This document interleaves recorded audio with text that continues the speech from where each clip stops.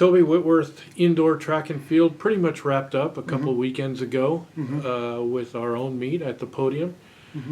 More school records, more highlights. Talk about how that last meet went. Yeah, it was a great 2-day meet, hosted at the podium, and had a lot of smaller schools, Division III schools like ourselves, and NAIA and Division II schools. A couple of Division I folks sprinkled in and came away with some event wins, came away with some heat and flight wins, came away with some school records, 78 overall personal records, and that's after having 3 meets already over the course of the indoor and having about that many PRs every week. So yeah, very successful meet and a very successful indoor season for the bulk of the team.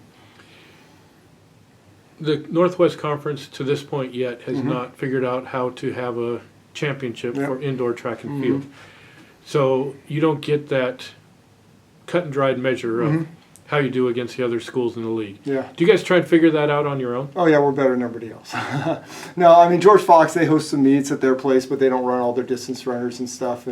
And we host meets, and a number of the schools come to at least a couple of the meets at the podium, if not a lot of them. And but when it's all said and done, we just have way too many more bodies than everybody else competing in indoor. So it's kind of not, or it's not kind of, it's just not an even battle.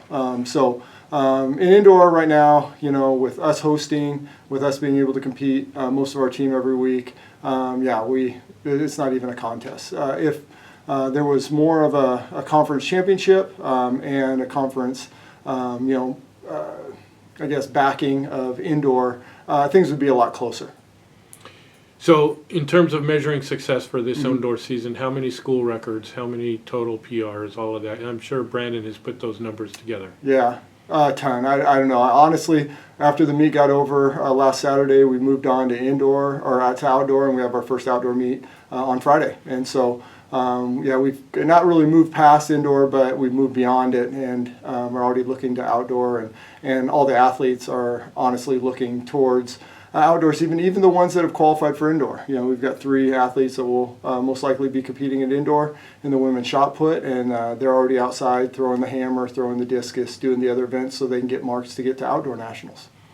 Well, this Friday coming up has traditionally been on the schedule as an inter-squad meet, but not this year. No.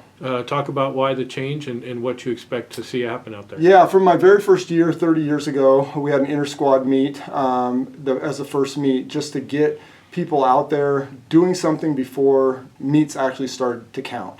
And kind of to get the rust off and some of the nerves and things like that. And I also use that to determine who's going to travel. Because other than practice, you really had no gauge of, okay, who's ready to go and actually compete in a normal meet. Over the years, weather has not, permitted us to have the inter-squad meet, or we've done enough indoor meets where I've figured out, okay, these are the folks who can travel, these are the folks that shouldn't, and they know too. They've seen kind of the writings on the wall, okay, yeah, I deserve to travel, or maybe I don't. I looked at the calendar way back in June and noticed that this year's calendar is really unusual.